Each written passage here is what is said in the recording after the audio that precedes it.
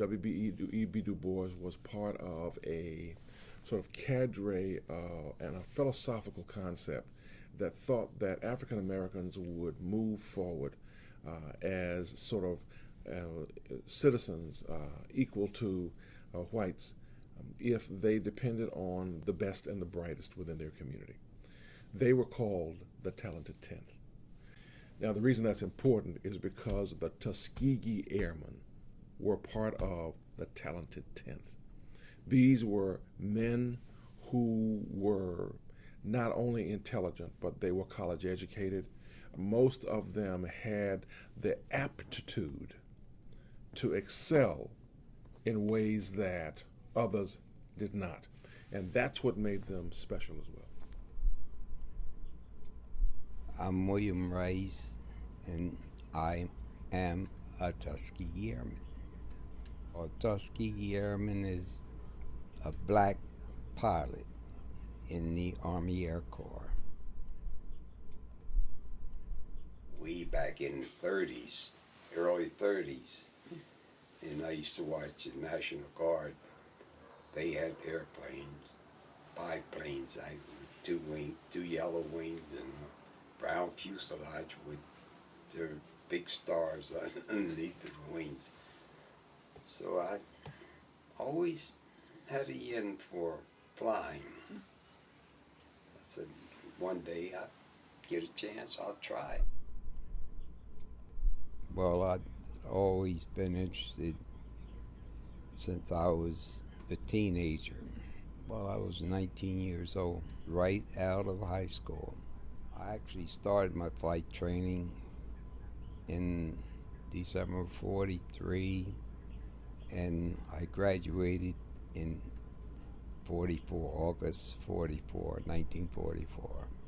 My primary to advanced flying training was done in Tuskegee, Alabama at the Tuskegee Army Airfield.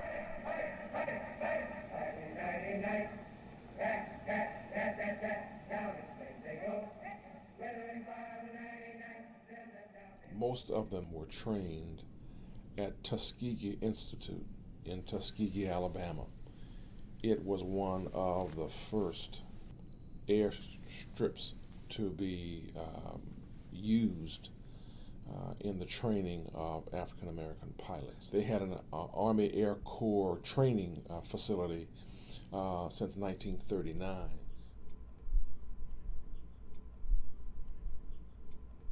In the morning, part of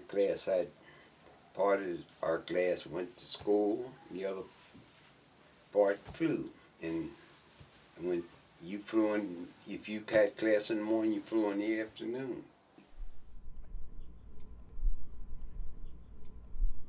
Our instructors, while we were on the base, the basic and advanced flying training, they were white officers. Some of them were from the South. But, they didn't go out of their way to, run that segregation at you, because they were there to train us. After I graduated, I went to Waldoboro, South Carolina for my overseas training, combat training, flying training.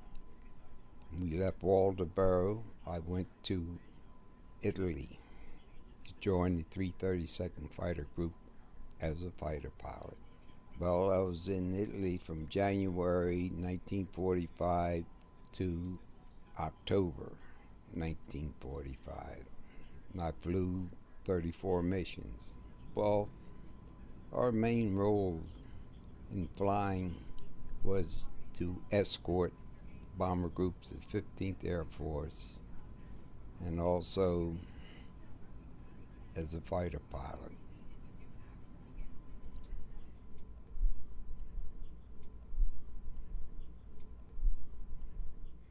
Actually, the plane I flew the whole time I was there was number 15. I didn't actually have a name on the plane. I had a top one mechanic.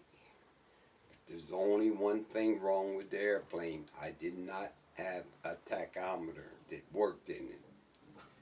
I flew all my missions with no tachometer.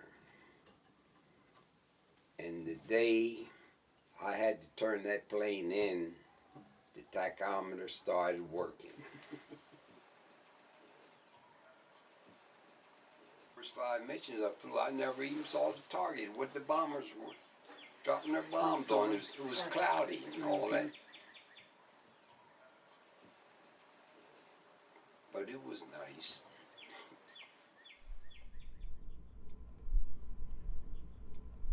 We were busy doing what we had to do. But I kept track of what was going on. I took pictures the whole time I was in the service.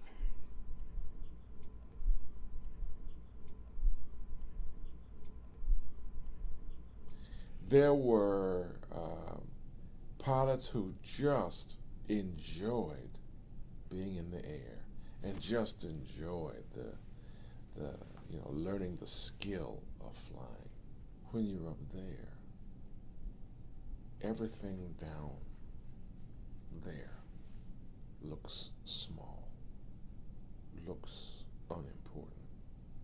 That not only are you somebody, but you're closer